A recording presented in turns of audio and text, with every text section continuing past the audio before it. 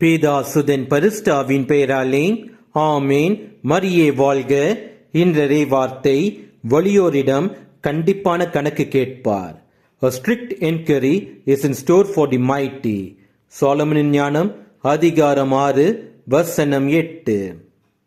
நம் கடவுள் இயேசு கிறிஸ்து பரிசுத்தர், வல்லவர், நல்லவர், பெரியவர், நேர்மையுள்ளவர். அவருடைய இரக்கம் எல்லையற்றது. அவர் கற்பித்தவாறு வாழுகின்ற அவருடைய தூய இறை மக்களை துன்புறுத்தி, உங்கள் கடவுளால் என்ன செய்ய முடியும், உங்கள் கடவுளாலேயே உங்களை காப்பாற்ற முடியாது என்று சொல்பவர்களுக்கு ஐயோ கேடு. எவ்வளவு வலிமை படித்திருந்தாலும் நம் கடவுள் இயேசு கிறிஸ்துவின் முன்பு அது ஒரு குப்பை. நம் கடவுள் இயேசு கிறிஸ்து உண்மையின் தெய்வம், சத்தியத்தின் தெய்வம்.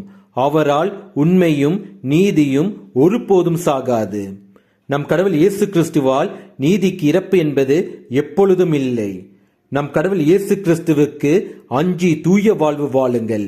இல்லாவிடில் உங்களிடம் உள்ள செல்வமும் அந்தஸ்து, பெருமை, செல்வாக்கு இவை அனைத்தும் உங்களை பாதுகாக்க பயன்படாமல் போகும். இயேசுவுக்கே புகழ். மரியே வாழ்க. ஆமேன். என்னென்ன துன்பம் வந்தாலும் நான் கலங்கிடவே மாட்டேன். என்னென்ன துன்பம் வந்தாலும் நான் கலங்கிடவே மாட்டேன்.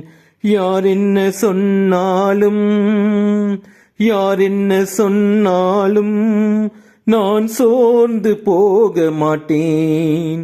நான் சோர்ந்து போக மாட்டேன்.